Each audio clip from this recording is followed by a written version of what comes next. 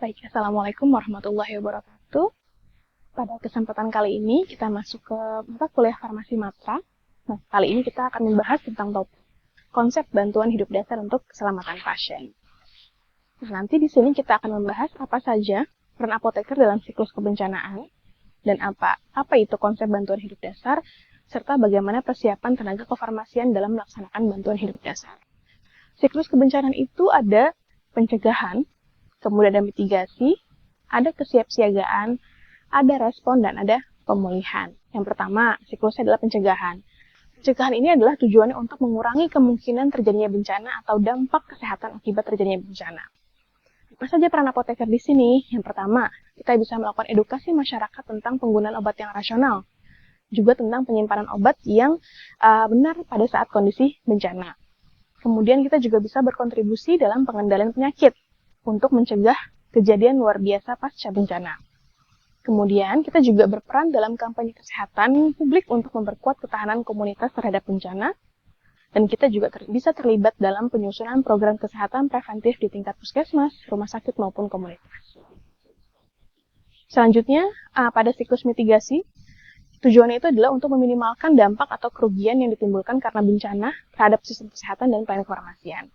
Nah, di sini, apoteker berperan untuk menyusun dan memperbaharui daftar obat esensial untuk bencana, kemudian juga memastikan stok buffer obat dan juga perbekalan kesehatan strategis di fasilitas pelayanan kesehatan, menyusun SOP pelayanan kefarmasian saat bencana, termasuk di sini manajemen rantai dingin, pendistribusian cepat, dan pencatatan logistik. Apoteker di sini juga bisa melakukan identifikasi risiko farmasi di wilayah rawan bencana.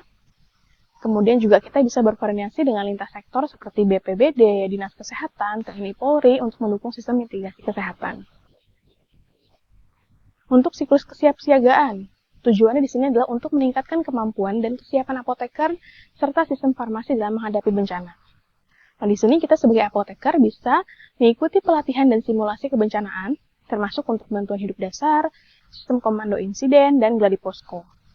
Kemudian juga bisa menyiapkan peralatan darurat kefarmasian dan sistem distribusi cepat. Apoteker juga bisa melakukan penyusunan terhadap rencana kontingensi untuk pelayanan farmasi dalam kondisi darurat.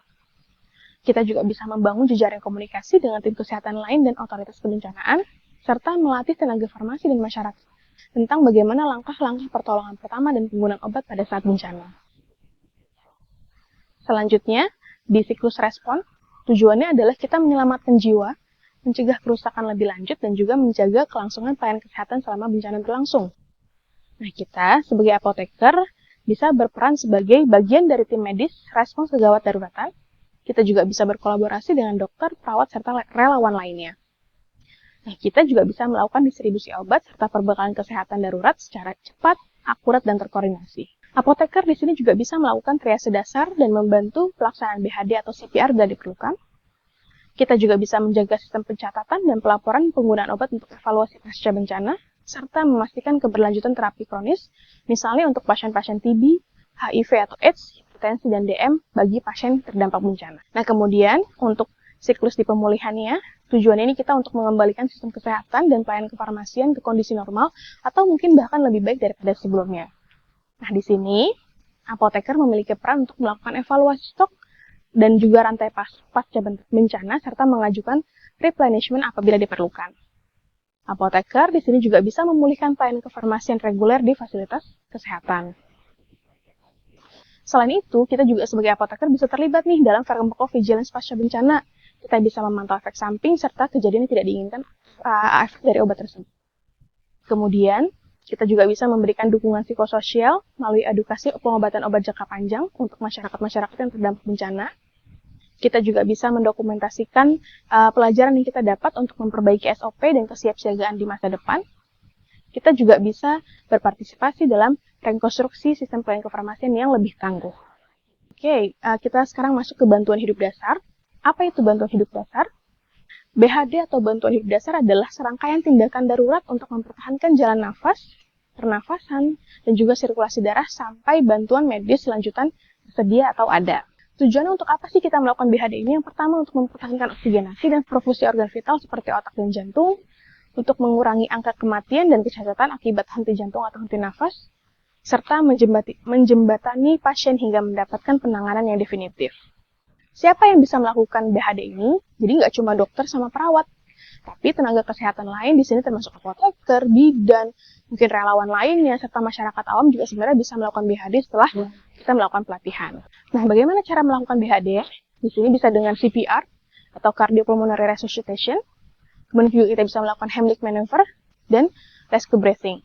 Nah, kalau misalnya CPR ini biasa kita melakukan kompresi dada dengan kedalaman 5-6 cm dengan frekuensi 100-120 kali per menit. Dengan rasio kompresi dengan ventilasinya itu 30:2 untuk penyelamat dan pelatih. Nah, kalau Heimlich maneuver ini biasanya untuk obstruksi jalur nafas. Jadi kita nanti berdiri di belakang pasien atau belakang korban, kita lingkarkan tangannya, kemudian kita lakukan tekanan secara mendadak ke arah dalam atas di bagian bawah dari tulang dada si korbannya. Kemudian yang terakhir adalah rescue breathing. Ini yang merupakan ventilasi dari mulut ke mulut. Nah, ini biasanya kita lakukan apabila situasinya juga memang memungkinkan. Kapan sebenarnya kita melakukan CPR? Nah, kita bisa melakukan CPR itu ketika pasien atau korbannya itu tidak responsif saat dipanggil atau digoyang-goyang, pasien atau korbannya itu tidak bernafas atau hanya menggap-menggap, kemudian juga tidak ada denyut nadinya dalam kurang dari sama dengan 10 detik. Langkah-langkah CPR-nya adalah pedoman CAB, compressions, airway, dan breathing. Oke, jadi kita pastikan dulu nih keamanan sama responsnya. Kita pastikan lokasi ini aman untuk penolong dan korbannya. Kemudian kita periksa juga respon korbannya dengan menepuk-nepuk si korban dan memanggil-manggil si korbannya. Kalau misalnya korbannya tidak responsif, nah kita bisa meminta bantuan ke call emergency itu, atau mungkin bisa meminta bantuan kepada petugas medis. Nah, kalau misalnya nanti ada AED, itu juga bisa kita gunakan sesegera mungkin. Setelah itu kita bisa lakukan compressions atau kompres dada. Jadi kita posisikan korbannya telentang di permukaan yang keras dan datar. Kemudian posisi penolongnya ini berlutut di sisi dada korban. Kemudian kita letakkan tumit telapak tangan kita di pertengahan dada, yaitu di tulang dada bagian bawah di antara kedua putingnya. Kemudian kita letakkan tangan yang satunya di atas, kemudian dengan jari-jari yang saling mengunci. Lengannya lurus dan tekan dada dengan berat badan si penolongnya. Tadi kompresi dilakukan sedalam 5-6 cm dengan kecepatan 100-120 kali per menit. Kita biarkan dada si korban ini kembali sepenuhnya setiap kali habis kompresi, dan kita minimalkan jeda kompresinya. Setelah itu airway atau jalan nafas. Jadi setelah 30 kali kompresi, kita buka jalan nafasnya dengan teknik head tilt chin lift. Jadi kita tengadahkan kepala, kita angkat dagunya. Kemudian kita periksa apakah ada benda asing. Kalau misalnya ada, maka kita keluarkan secara hati-hati. Setelah itu adalah breathing atau pernafasan buatan. Kita tutup hidung korbannya, kemudian kita tempelkan mulut penolong dengan mulut korban secara rapat. Kita berikan 2 nafas buatan perlahan selama 1 detik setiap nafasnya. Nah, kita lihat apakah dada si korban ini mengembang. Kalau misalnya dada korban ini mengembang, berarti ini sudah dilakukan secara efektif. Tapi kalau misalnya tidak, nanti kita periksa lagi nih jalan nafasnya seperti apa, dan kita perbaiki posisi kita. Kemudian defibrillation itu dengan AED jika memang ada. Kemudian untuk siklus CPR-nya kita lakukan 30 kali kompresi ditambah dengan 2 kali nafas secara bergantian. Setelah terjadi 5 siklus kurang lebih 2 menit, kita periksa kembali denyut nadi dan nafasnya. Kalau misalnya tidak ada tanda kehidupan, kita bisa lanjutkan CPR kembali. Tapi kalau misalnya nadi dan tanda kehidupannya itu muncul, maka kita bisa posisikan si pasiennya itu kepada posisi recovery. Kapan CPR ini dihentikan? Yang pertama, kalau misalnya korban ini menunjukkan tanda kehidupan atau ada nafas dan denyut nadinya. Terus juga kalau misalnya penolongnya ini memang sudah sangat kelelahan, tidak bisa melanjutkan. Kemudian kalau misalnya tim medis lanjutan ini sudah tiba dan bisa mengambil alih si korbannya. Kemudian mungkin lingkungan tidak aman karena terjadi bencana, atau yang terakhir bisa karena dinyatakan meninggal oleh tenaga medis yang berwenang. Nah, ini memang ada catatan khususnya. Kalau untuk anak-anak sama bayi ini, pasti tekniknya juga akan berbeda. Biasanya kita lakukan kompresinya lebih ringan, dengan kedalaman yang hanya 4-5 cm, dengan rasionya 30:2 untuk 1 penolong, atau 15:2 untuk 2 penolong. Berikut adalah gambar untuk contoh CPR-nya. Dan ini adalah contoh ketika pertolongan sedak tadi. Ini untuk yang Heimlich maneuver.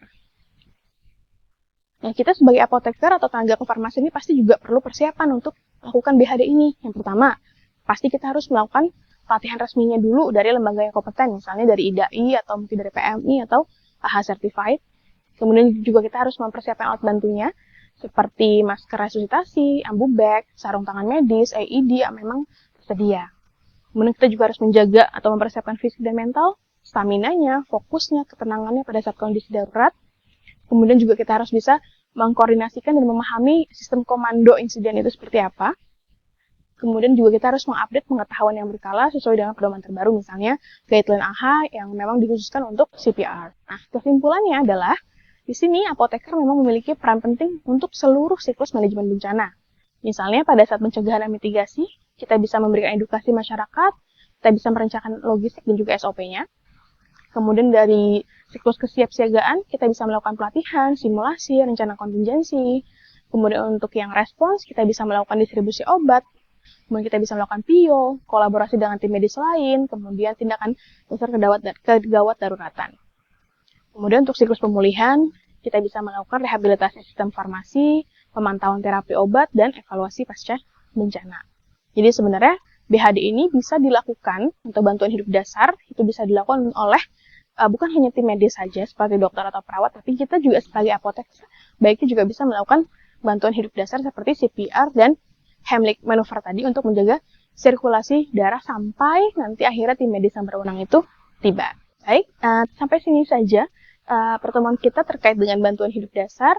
Mudah-mudahan pertemuan kita kali ini akan bermanfaat. Kurang lebih mohon maaf. Assalamualaikum warahmatullahi wabarakatuh.